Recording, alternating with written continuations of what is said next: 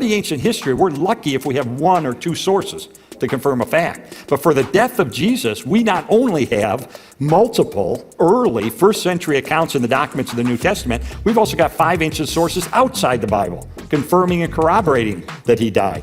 Josephus, first century Jewish historian who worked for the Romans, Tacitus, another early historian, Mirabar Serapion, Lucian, even the Jewish Talmud admits he was dead. I like to summarize the evidence using 4 words that begin with the letter E. And I'll go through it quickly, but if you have any follow-ups or questions, I can elaborate on any of them. The first E stands for execution. Was Jesus dead after being crucified? And the answer is absolutely yes. As this was said in the film, there is no record anywhere of anybody ever surviving a full Roman crucifixion. Even the Journal of the American Medical Association, which is a secular, peer-reviewed, scientific medical journal, carried an investigation into the medical and historical evidence for the death of Jesus and said, there's a quote, "Clearly, the weight of the historical and medical evidence indicates that Jesus was dead even before the wound to his side was inflicted." We've got, you could go to an atheist New Testament scholar like Gerhard Ludemann, formerly of Vanderbilt, and he'll tell you that Jesus' death as a consequence of crucifixion is indisputable. Indisputable. Second, he's the most interesting. Stands for early. We have early accounts or early reports that Jesus rose from the dead. In other words, reports that go right back to the beginning. Why is that important? Because I used to think, like a lot of skeptics, that the resurrection was a legend. Right. And I knew it took time for legend to develop in the ancient world, so I figured, 100, 150 years after the death of Jesus, legends developed, mythologies were spun, stories were invented, and that's where the idea of the resurrection came from. But what I learned, and I've continued this investigation to the present day, I continue to look into this, what I've learned, I think, decimates the claim that the resurrection is a legend. And here's why. We have preserved for us a creed of the earliest Christians. A creed, a statement of conviction based on eyewitness accounts that the earliest Christians right there in the first century would rally around based on facts that they knew to be true.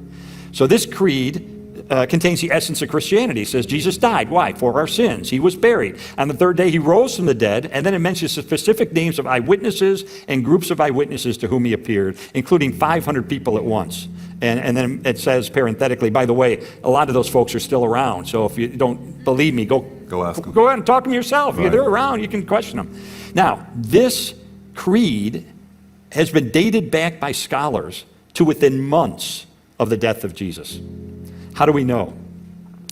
Well, the Apostle Paul preserved it for us. He wrote a letter to the church in Corinth about 21 to 25 years after the death of Jesus.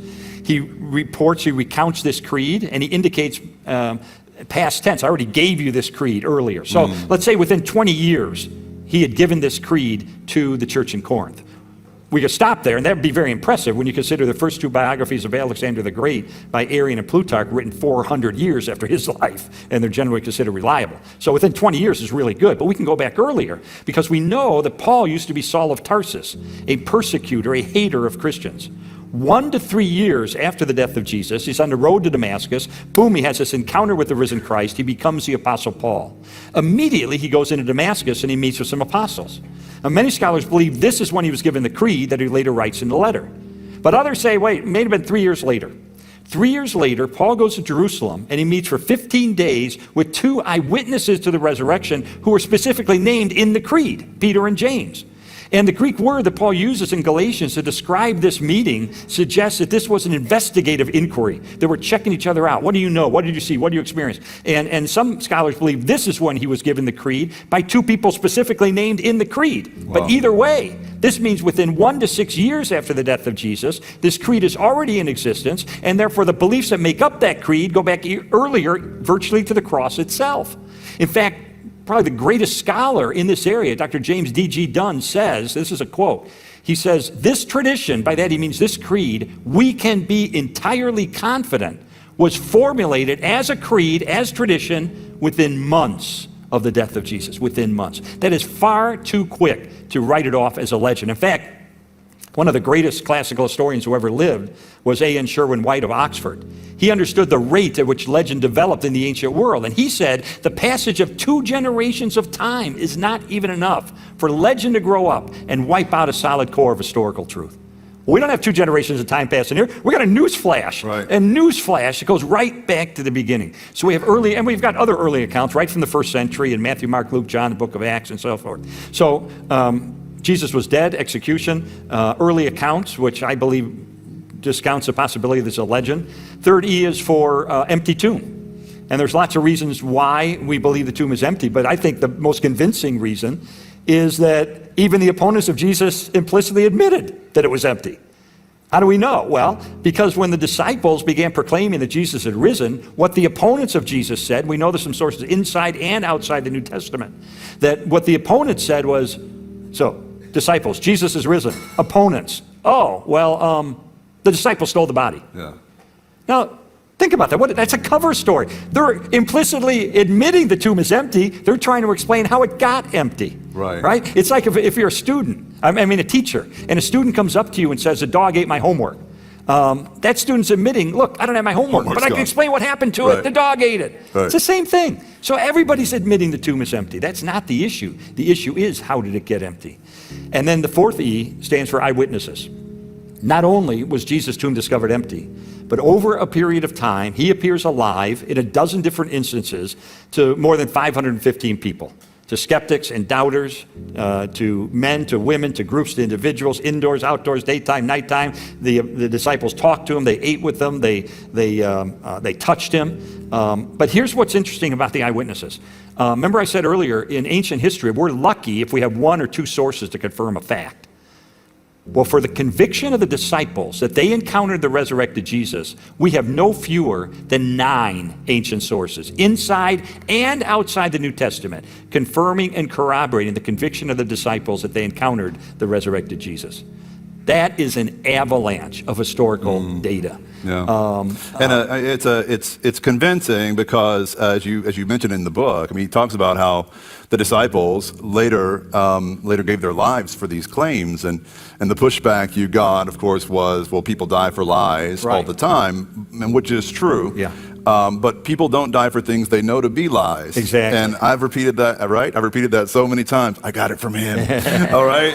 And my congregation's sick of hearing about it probably, but that is one of the linchpins of your argument. Absolutely. When we talk about the tomb being empty, well, the disciples stole the body. What's the problem with that claim is that they wouldn't have then given their lives for a lie. If they stole the body, they would have known, and they would have given up at some point and just gone on about their lives. And Rome and the Jews would have been happy to let them do that, but they didn't. They pressed on. And we have 7 ancient sources, 6 of them outside the Bible, that tell us that the disciples lived lives of deprivation and suffering as a result of their proclamation that Jesus had risen. What actually happened to a few of the disciples gets a little bit blurry in history, but that's not the point. The point is their willingness to die for it. Right. And that is established beyond any doubt by the ancient record. And you're absolutely right. That was one of the final blocks that went into the case. Yeah, because I thought, well, golly, there are all kinds of religious fanatics who will die for what they believe is true. Kamikaze pilots in World War II would crash their planes because they believe spiritually if they died this way, they'd go to heaven. Right. Terrorists will die. Why? Why are they willing to die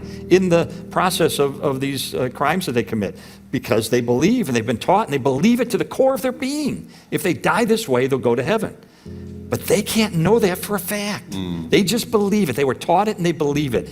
The contrast is the disciples were in a unique position to know for a fact whether this is true or whether it's a lie. Right. They talked to the resurrected Jesus. They touched him. They ate with him. They knew the truth. And they had the empty tomb. And they had the empty tomb, which backs it up as well. So, amazing. Yeah, I think it's a very strong. Now, some people will say, and this is one of my counter arguments that I came up with. A couple of things. One was, well, wait a minute. They didn't bury crucifixion victims. They didn't bury execution victims back in the Roman times. They would throw their bodies in a pit to be eaten by the dogs, or they'd leave them on the cross to be eaten by the birds. So, of course, Jesus' tomb was empty. He wasn't in it in the first place. I thought, yeah, what about that? And then I looked into it, and what did I find? The Roman Digesta, which is a summary of law and procedure from the Roman Empire, specifically does allow for bodies of execution victims to be turned over for burial. Number 2, several years ago, well, probably back in the early 90s, they discovered the body of a buried crucifixion victim. He still had the spike through his heel bone and a piece of the olive wood attached. And so he had been buried. So certainly some were buried. And then just recently, within the last year, they uncovered another crucifixion victim who had been buried. Again, with the evidence of the crucifixion reflected in the bones. So some indeed were buried. Yeah. So that kind of shoots that down. The other argument that I bought for a while was that these were visions or hallucinations.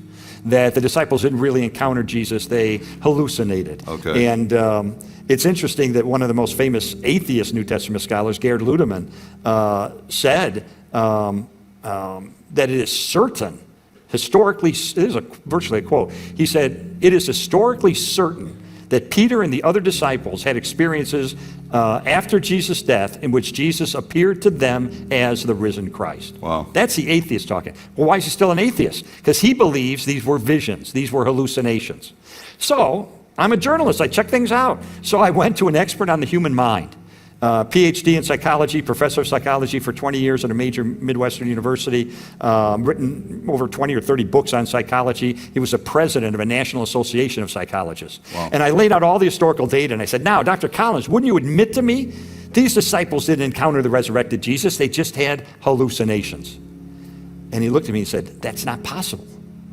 I said, well, you seem pretty sure of yourself. He said, I am. And he said, you got to understand something about the nature of hallucinations. Hallucinations are like dreams. They happen in individual minds.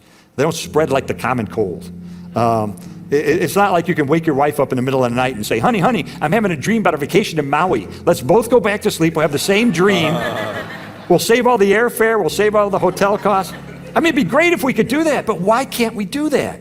Because dreams happen in individual minds, and that's the same with a hallucination. In fact, he looked at me and he said, Lee, your earliest account, your most reliable historically, the earliest account says that 500 people encountered the resurrected Jesus at one time. He said, Lee, 500 people having the same hallucination at the same time would be a bigger miracle than the resurrection. And then he said, and by the way, if these were just hallucinations, then I assume the body's still in the tomb. Whoops. Oops, yeah, the body's gone. And then I said, well, what if it's something more subtle? What if it's, and I think this is what Dr. Ludemann, the atheist, would say, that these were visions, that, and this is a known psychological phenomenon, that people want something so much, if they're primed for it, they can actually see things that aren't there. They miss Jesus so much. He was their leader. They loved him. Oh, John, can't you see him? He's back.